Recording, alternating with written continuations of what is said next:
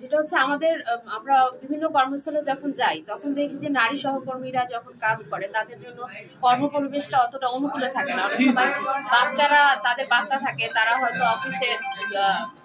অফিসে এসে তাদেরকে যে ব্রেস্ট ফিডিং করাবে এই জায়গাটা থাকে না, কারণ সেখানে অফিসের কর্মপরিবেশটা। আমি বলবো যে এটা জেন্ডার ডিসক্রিমিনেশন কমানোর জন্য একটা অন্যতম উদ্যোগ, এবং আমাদের যারা সেবা প্রার্থী আছে তাদের পাশাপাশি আমাদের যারা নারী সহকর্মী আছে উপজেলার আরো বিভিন্ন জায়গায় রেপ্লিকেট করব, যাতে আমি চিন্তা করেছি যে আমাদের উপজেলার যে প্রাইমারি স্কুলগুলো আছে সেগুলোতে আপনার অধিকাংশই দেখা যায় যে নারী শিক্ষক।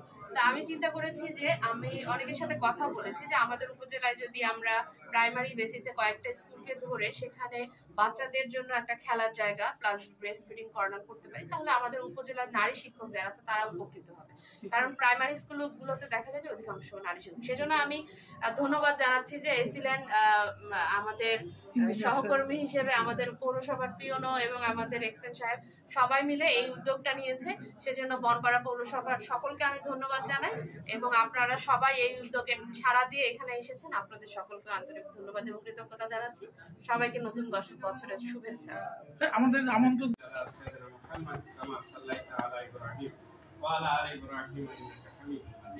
সুবহান রাব্বিকা রাব্বিল ইজ্জাতি আম্মা ইয়াসিফুন। কতদিন বয়স হলো? 1 মাস 3 দিন হচ্ছে। মাশাআল্লাহ, প্যাকেট হয়ে গেছে। এই যে ঘুমাচ্ছে। এখানে বাবু আসে অনেক, ঠিক আছে? হ্যাঁ, অনেক আজকে মোরা টিকে দিলে এবং ব্রেস্ট ফিডিং কর্নার উদ্বোধন উপলক্ষে বড়াইগ্রাম উপজেলা নির্বাহী অফিসার মহোদয়, সার্বিক কল্যাণ আপনি আসমান থেকে আমাদের দান করুন। আমাদের দেশ জাতির উপর আপনার খাস রহমত নাযিল করুন। আমরা যারা দায়িত্বশীল, আয় আল্লাহ তাআলা দেশের জন্য, মানুষের কল্যাণের জন্য কাজ করতে পারি।